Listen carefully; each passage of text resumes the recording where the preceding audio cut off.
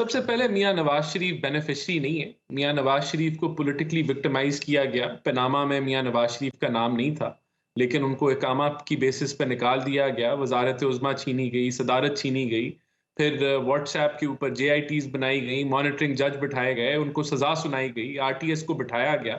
तो वो विक्टिम रहे, पॉलिटिकल विक्टिमाइजेशन हुई। अब इसका अगर आप कंपैरिजन कर रहे हैं पीटीआई से, उस जमात से जिसके पास एक जमहूरी रास्ता मुयस्सर था, जिसके अंदर वो नेशनल असेंबली में ऑपोजिशन का रोल इख्तियार करती, केपीके की हुकूमत को चलाती, पंजाब की हुकूमत को चलाती, उन्होंने ये जमहूरी रास्ता जो है वो नहीं अपनाया कि ऑपोजिशन करती, भरपूर करती। उन्होंने जो रास्ता अपनाया वो साइफर के ऊपर झूठा प्रोपोगंडा था, आलमी साजिश, इंपोर्टेड हुकूमत, मीर जाफर, मीर सादक, नफरत के बीज बोए, इश्तियाल फैलाया और 9 मई का वाकया किया।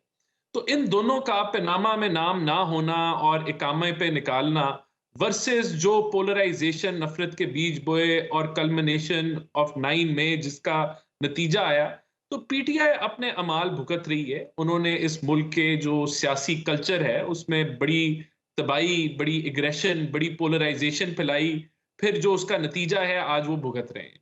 तो ये कहना कि पीटीआई को जो है वो 2018 में जो पीएमएलएन के साथ हुआ आज पीटीआई वहां है, नहीं, ऐसा नहीं है।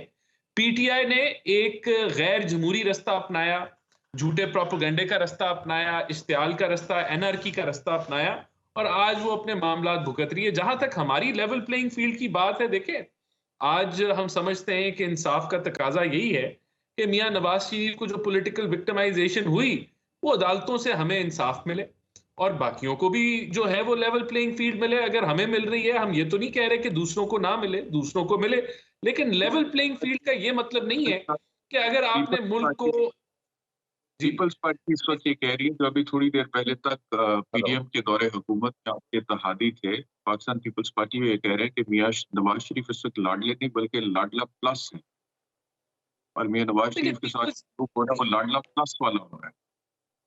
देखिए पीपल्स पार्टी के साथ एक तो हमारा मुकाबला है, हमने इलेक्शन में एक दूसरे का हरीफ होना है।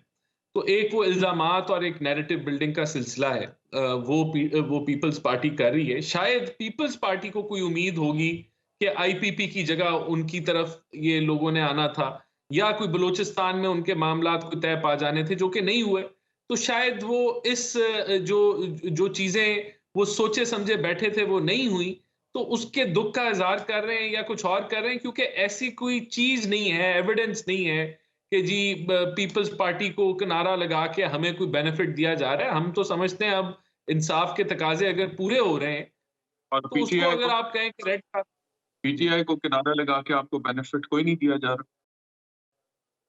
देखिए, मैंने तो आपको वाज़े इस पे अपना मौक़िफ़ दिया कि पीटीआई को हमने किनारे नहीं लगाया, पीटीआई को पीटीआई ने किनारे लगाया है।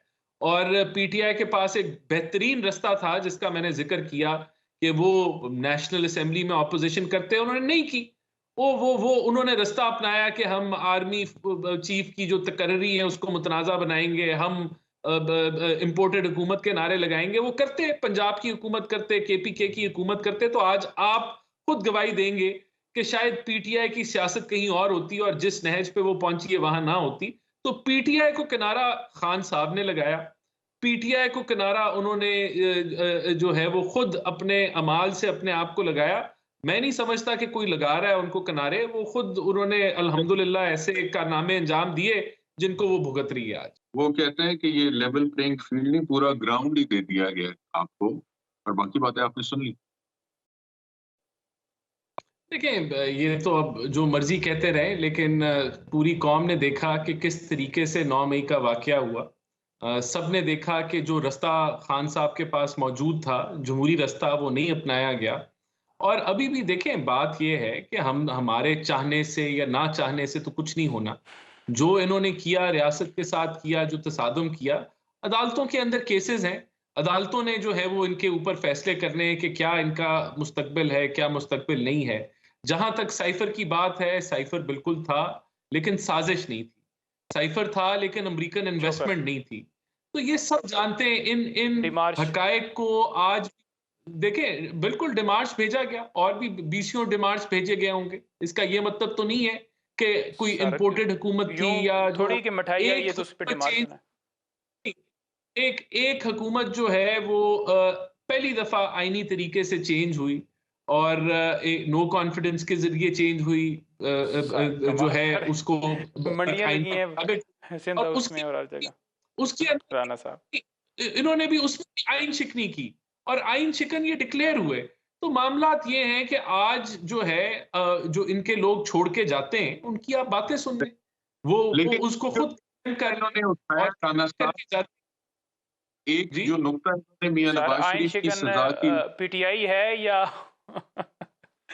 इलेक्शन की बार बार बिल्कुल सुप्रीम पीटीआई। कोर्ट डेट अब देती तो है, आइन को तो इन्होंने तोड़ सुप्रीम दिया कि कोर्ट आइन के के अंदर नवे डे। मुताबिक आइन शिकन एक ही जमात है और वो पीटीआई है। ये सुप्रीम कोर्ट की वर्डिक्ट है कि आइन शिकन पीटीआई है, और तो किसी जमात को ये वर्डिक्ट सुप्रीम कोर्ट ने नहीं दी, इन्हीं को दी और सजा भी नहीं सुनाई। देखें कमाल की बात है कि सुप्रीम कोर्ट ने इनको आइन शिकन भी डिक्लेयर किया और फिर सजा भी नहीं सुनाई।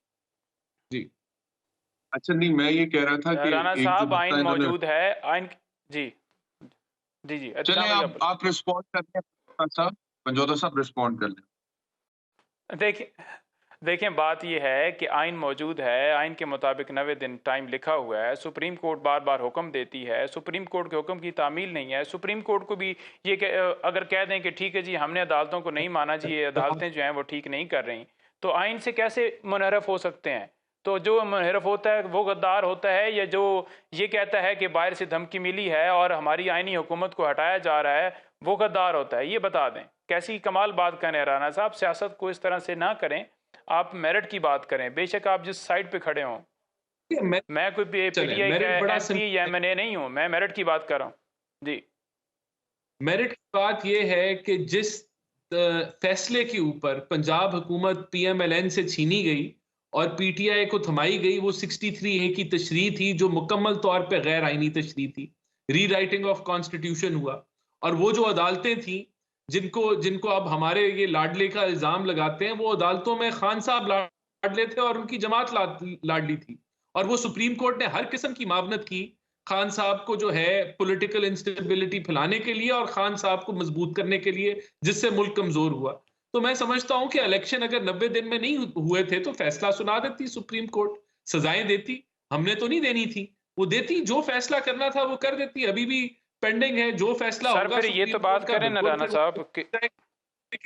लेकिन बात ये है कि आपने किसके कहने पे वो हुकूमतें गिराई पंजाब की और केपीके की, और क्या वो सही रास्ता था? आप अगर हुकूमतों को चलाते, नेशनल असेंबली में ऑपोजिशन करते, तो कहां होती आपकी सियासत?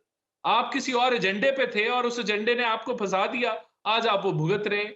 आज आप कहने पे, और उस जो 9 मई का वाकया, उसको तो आप लोगों ने कंडेम भी नहीं किया। पहला हफ्ता तो आप सेलिब्रेशन मोड पे थे कि बड़ा लोग निकले और बड़ा रिएक्शन आया। वो तो अंदाजा तब हुआ कि जब पकड़ दकड़ शुरू हुई, तो उसको फिर वो समझ आई कि ये हमें इधर से पीछे हटना है। तो मैं समझता हूं कि ये बदकिस्मती है इस मुल्क की कि आज जो पोलराइजेशन मौजूद है